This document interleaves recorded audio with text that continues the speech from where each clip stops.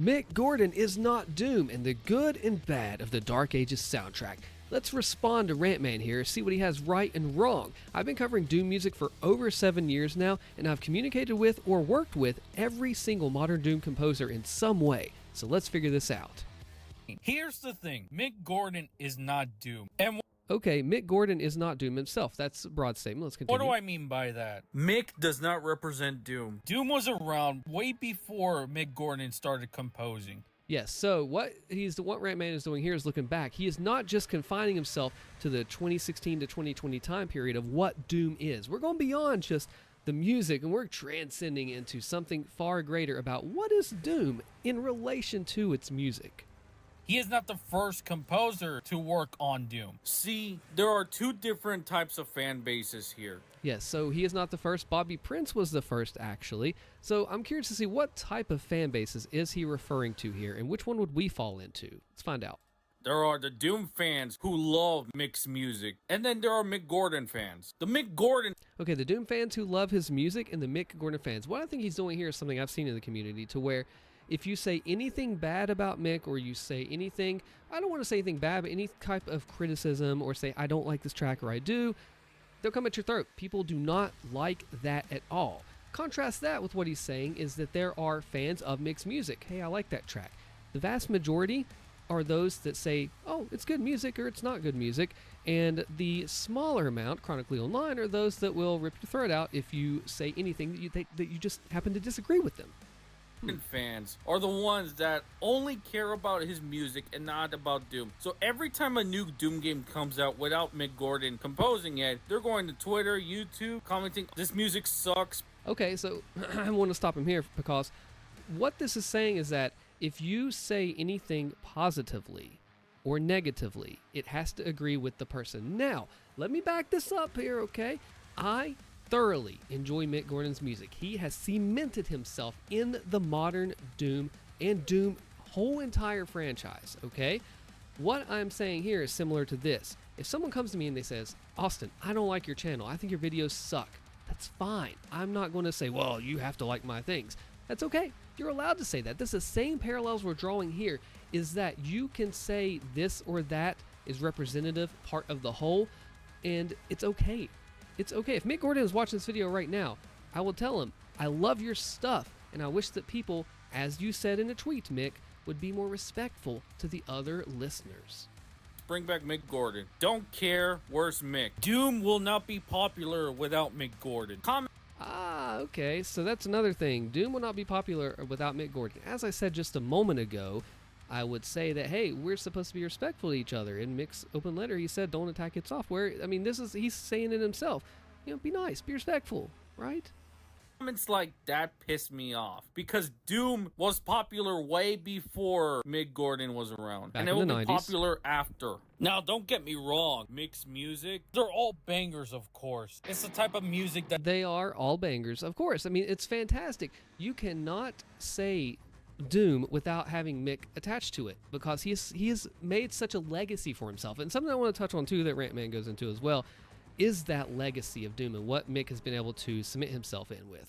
you'll listen to when you're at the gym. And it's also the Right. type of music that you listen to when you're relaxing and falling asleep. And Or I in the think car. another thing that people appreciate about his tracks is that they're love letters to the franchise. Yeah, I mean, this thing about Mick is that he has transcended beyond just Doom. And think about it, you will have recognized this. If not, it's going to be a light bulb moment.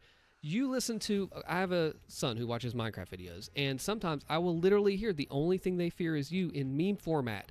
This song has gone beyond just the game into greater Minecraft and beyond memes. That is a gigantic accolade to say that your track has done that. Now, Minecraft memes aren't exactly the most exquisite form of medium.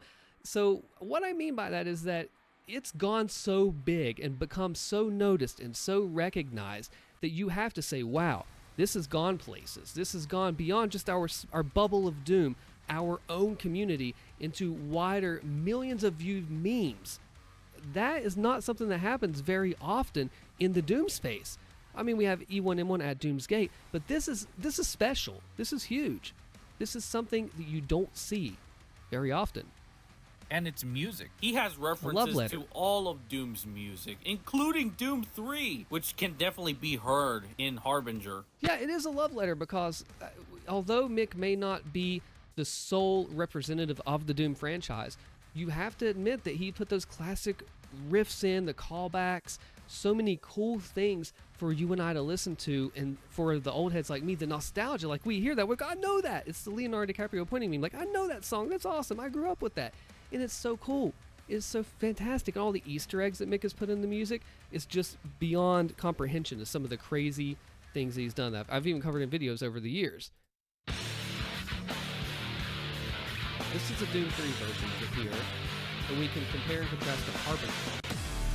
It's there. There is no denying that it is there. You can completely, flat out hear that reference in Now, I totality. won't go into all of the references. So much care put into them, and that pretty much was the problem why the downfall between him and its software happened. Because That's a whole other thing that I cannot bring up in videos without people getting upset with me. Going to do it anyway. I just covered that when it came out. I'm not interested in going into the whole thing now because we're never going to hear the full story. There's more to it. he Moving on. wanted to have more time to make sure the tracks. Time is interesting too. That's something we'll have to talk in a later video as far as the time for the tracks made. But I think that we can pretty much reach this consensus that Mick has cemented himself, even if he is not Doom alone.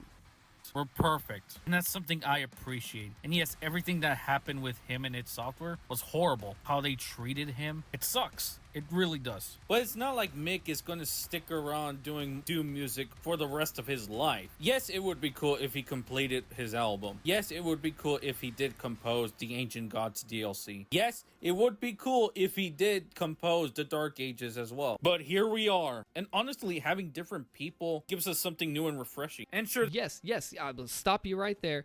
Yes, it would have been cool to hear the Eternal OST. I think every Eternal Doom player in general would want this OST to happen and be released.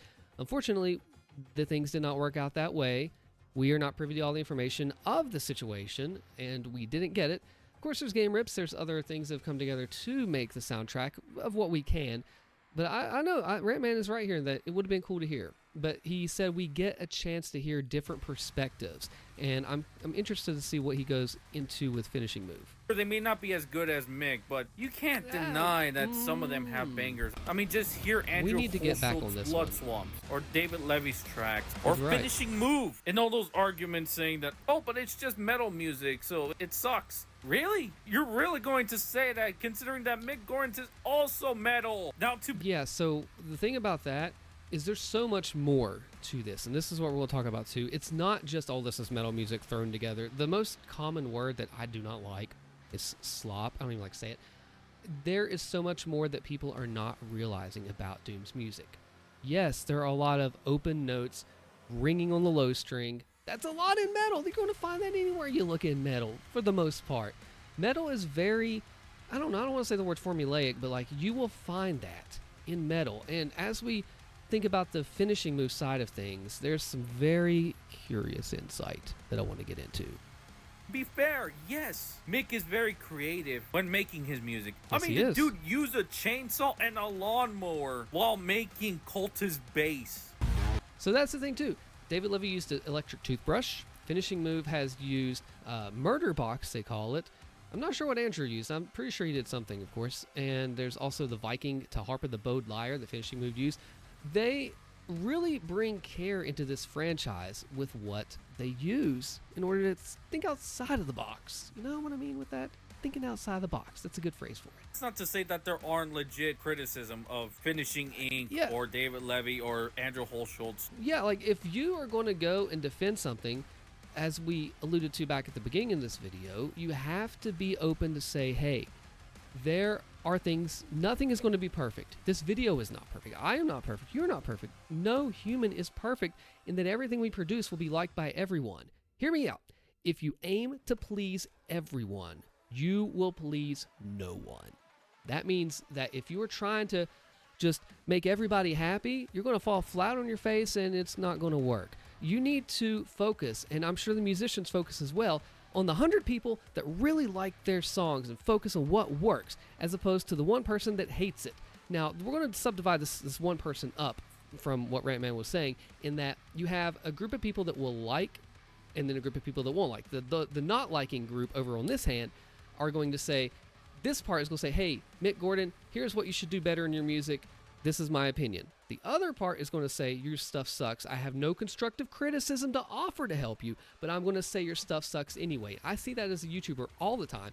And I want to focus on the people that want to be here for me and the channel. And if you have criticism, to say it, not just to blindly tear it down. And I think that is what Rantman is saying in this, as he looks into the situation to find that, yes, Mick has cemented himself in history, but he is not perfect in that. And I think that goes without saying for all of us. Track. There definitely are. But the ones, specifically Mick Gordon fans, are never going to support it. They're never going to care. They You're just want missing out. Mick Gordon and that's it. Because apparently Mick Gordon made the Doom franchise. You're missing out on a lot if you don't have an open mind when you go into music. We have Bobby Prince, we have Aubrey Hodges, we have Mick Gordon, Andrew Hochschild, David Levy. Now, finishing move, look at that. We have Jimmy Paddock, who has made some fantastic classic Doom midis. Decino's dabbled in the midis before, too. If you don't have an open mind, you're going to miss out on so much cool stuff. Do you think that Mick Gordon... I'm going to calm down. Do you think Mick Gordon has only pulled from one influence musically with his life? No. I love metal. I also enjoy rap. I've made country metal. Have an open mind when you're going into it. And it's okay to be upset that Mick's not working on TDA, Dark Ages. It's okay to feel that way. I'm not going to tell you that you can't. But the whole point is, go in with an open mind and don't cut each other down just because you don't agree with it. He's the one that made Doom as it is now. Bobby Prince, I guess, the father of Doom music. Mick is not out of a job or anything. He's still out there doing work somewhere else. Go support him there. Mick Very doesn't well need Doom, and Doom doesn't need Mick. Follow Mick if you like Mick. He's a great dude. I've talked to him on emails, had help on videos with them. I love the just interest in the community that Mick Gordon has. He's just done such a fantastic job with it. So Doom the Dark Ages is a very divisive game. Should it be? Well, yeah. Divisive gameplay and divisive music. Now, I'm no music Open mind, expert, again. but I am a simple man. He says, I'm no music expert, but I am a simple man. So let's see what he has to say and what we can If a expound on. song pumps me up and makes me want to punch somebody in the face, it did its job. Yes, like this is the whole entire point right here. If a song pumps you up and makes you have fun, that's the goal.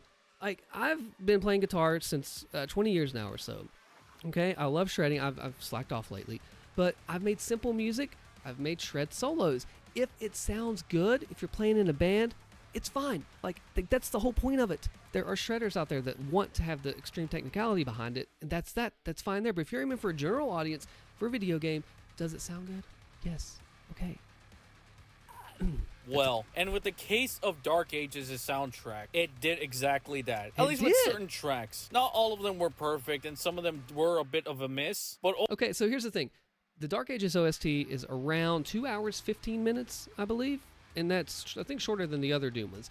If you, and things were cut from that as well. So, like, you have to take this gigantic pool of music, narrow it down for the OST, and considering physical releases as well, because that's one thing we talked about when I interviewed Finishing Move, you're going to have things in there that maybe aren't as optimal or as liked as others. And when you have such a vast array to choose from, you're going to have a bigger chance that people are not going to like this or that part of it. The more you introduce across a wider plane of people, the more differences you're going to find in this.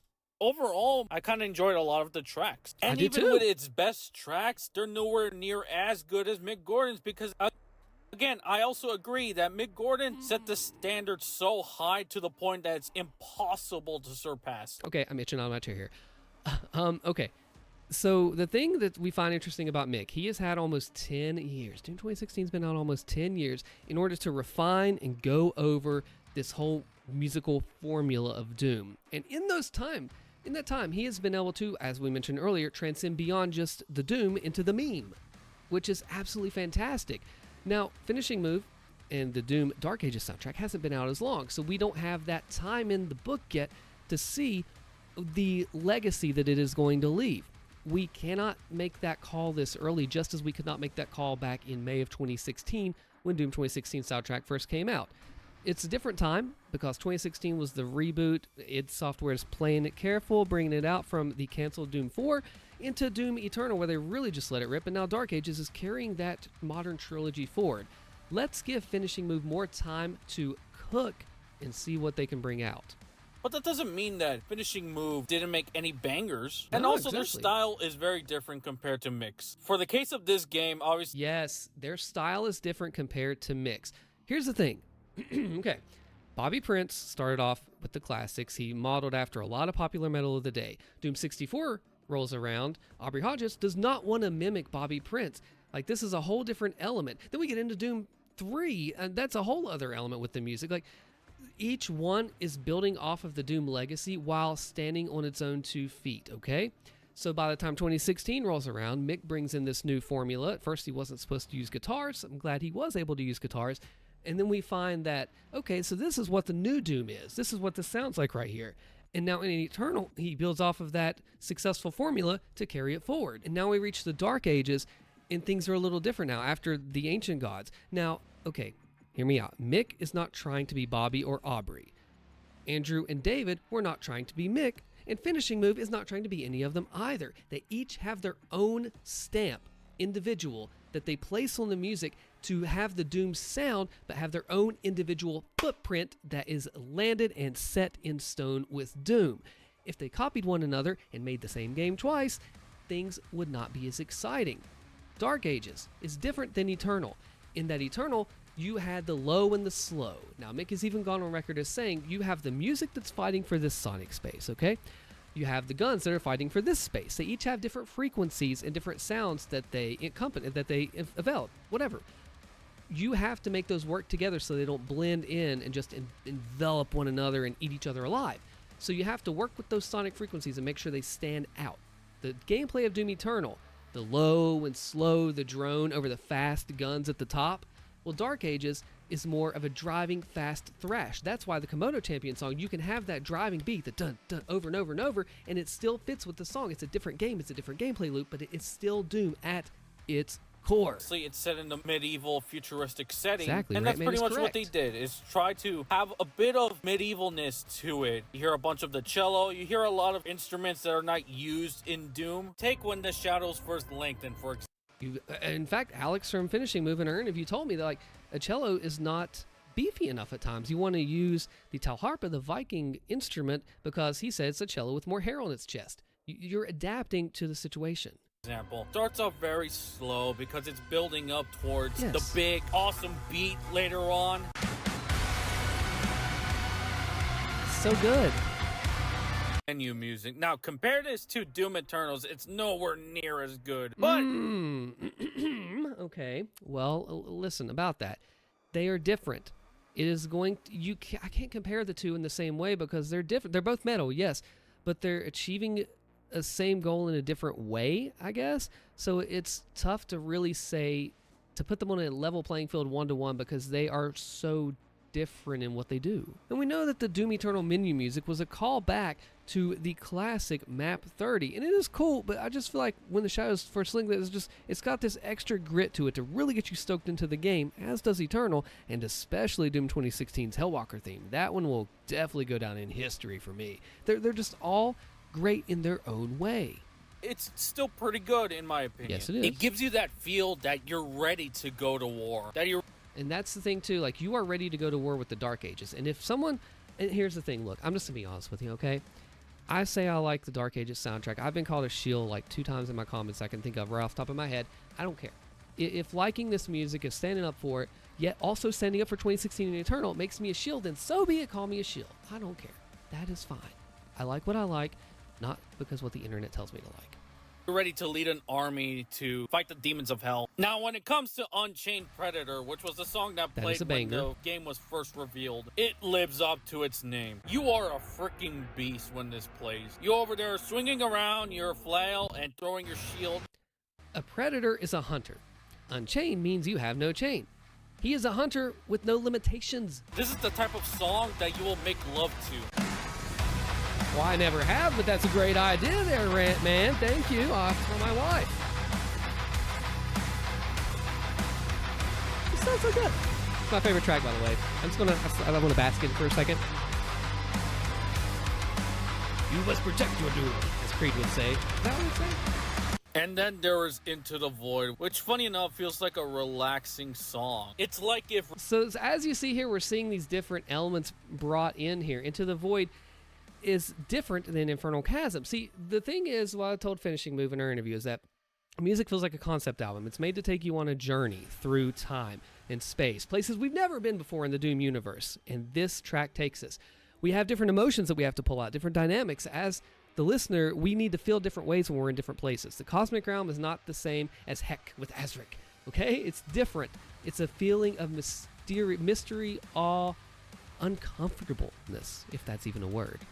relaxing music was on steroids. It's the type of song... It's that juxtaposition is exactly what it is, because it sounds relaxing at first, calling back to Dark Halls and Doom, but it's relaxing in a creepy way. Like, this is not right. Like, I'm not supposed to feel this way when relaxing music, but I do. Think about Urdak. Think about Residual, the Cut 2016 track.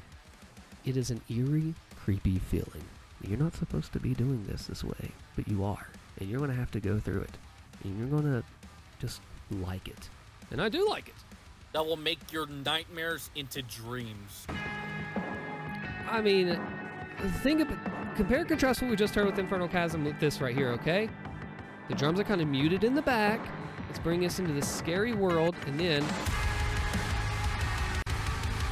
it serves its purpose so well. And I'll be honest, like, the entire track is not perfect, and some of them I would consider not great. But if you listen through the entire thing, you'll definitely find something that you'll love, if you were willing to give it a chance. And yeah, it would have been cool. Yes, you are, if you're willing to give it a chance. So many people are just closed-minded in what they think. And you know what? When the next soundtrack comes out for Doom Eternal 2 in 20 whatever, I want to be open-minded and see what they have to bring if it's a different artist. Mick or even Andrew did the soundtrack, but with everything that Finishing Move did, and especially... Or Jeffrey Day.